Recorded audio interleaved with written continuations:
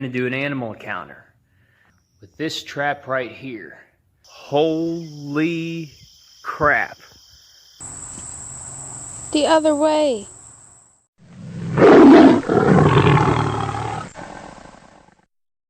What is going on, everyone? Welcome back to another video. And in this video, we're going to do an animal encounter.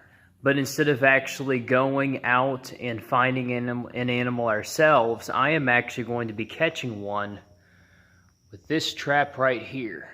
So stay tuned and we'll see how it works. Alright, now we have our trap in our location. Now, to set a trap, you really need to put it, where animals are going to go. Obviously, right around where we have it, over at weeds. You could also put it at the side of a fence, over an old building or whatever, but make sure that you put it along the edge. See how we have it over here at the edge? Animals, what they do is they like to walk around the edge of place because that's where they feel the most safe. So they're not out in the open exposed to predators or anything like that. And so for the trap, obviously, now this is a medium size. There are 4 different sizes of traps. There is small, medium, large, and extra large. And this specific trap will hold animals like raccoons, possums, squirrels, rabbits, stuff like that. Anything really typically about 4 to 25 pounds is what I've captured in this thing. Now to set it, up here you actually have a tripping mechanism. It connects right from this trip pan right here, which leads to a pole that goes out of the trap all the way up to the door, which has a little notch right at the top of it. And this notch, and the best way really to set it that I have found is to have the pole just under that little notch. You don't want it all the way up against the actual top part of it to where it meets down, because especially if you're aiming for something that's a little bit lighter in weight, it may not be able to trip it. Now, the best way to do it, the best way to test to see where it really needs to be is just get a stick or even something a little bit hard and just go inside the trap and try to trip this trip plate right here. And by doing that, it will actually, you could actually find out which is the best setting for you.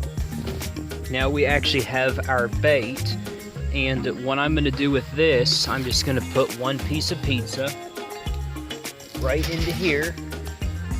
I want it to get kind of in the middle, because especially if it's an animal that's a little bit smaller, they can just reach at the sides of the trap and actually get that food out.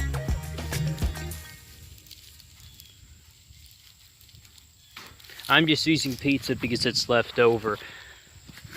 And then the first piece that's actually in the trap, I like to put it a little bit towards the middle because it actually coaxes any animal to actually go near the trap. Instead of actually having the food right in front of it, or even having a trail like a lot of guys do, it actually forces the animal to come almost all the way in the trap to where it's close to the trip pan, which will entice it to come to this back piece a lot more.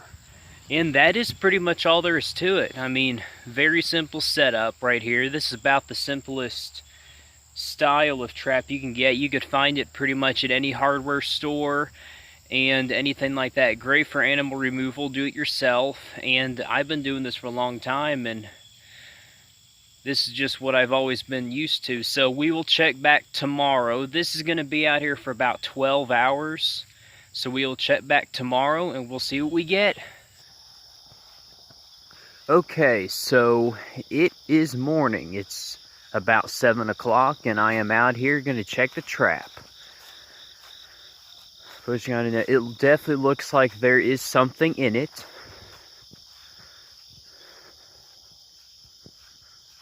It's still moving in there. And what do we have here? Holy crap. Ladies and gentlemen, I think we have ourselves a skunk. Yeah, sure do. We got ourselves a skunk, folks. Holy Neptunes.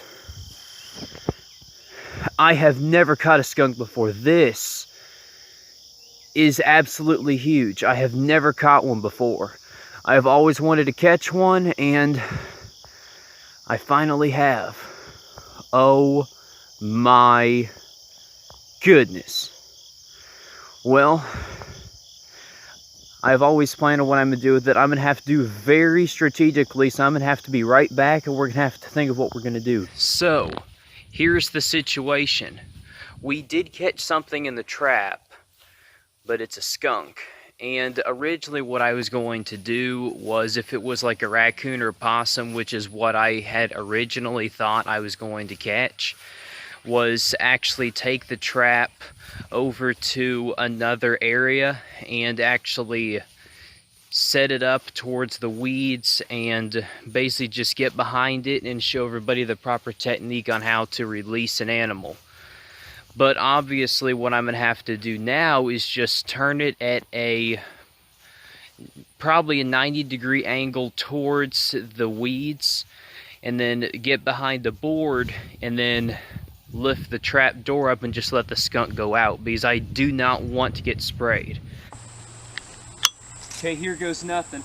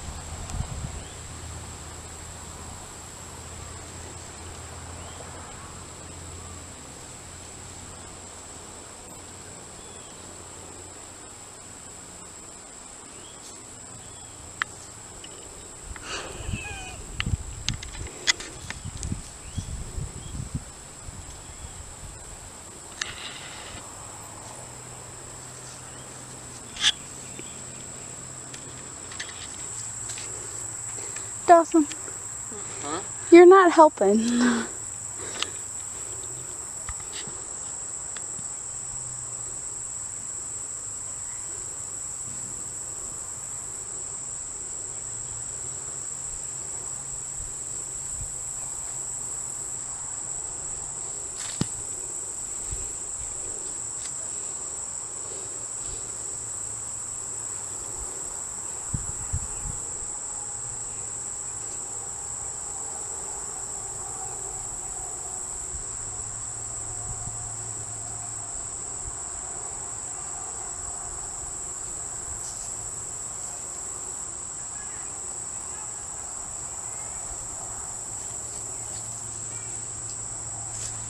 Okay, got him secured.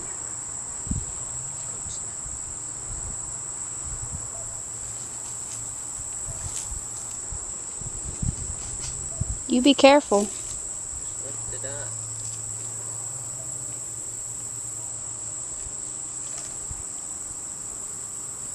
You be careful. Trying. It's been here so long. Doesn't want to come out. Just turn it.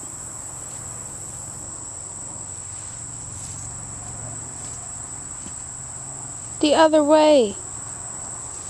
There he goes. There he goes. Look at that beautiful animal. Well, that's the first time I've ever done that, and I think it'll be a while before I do it again. So you just seen how to set a trap, and you also learned how to deal with the skunk. I'm Carson. We'll see you next time.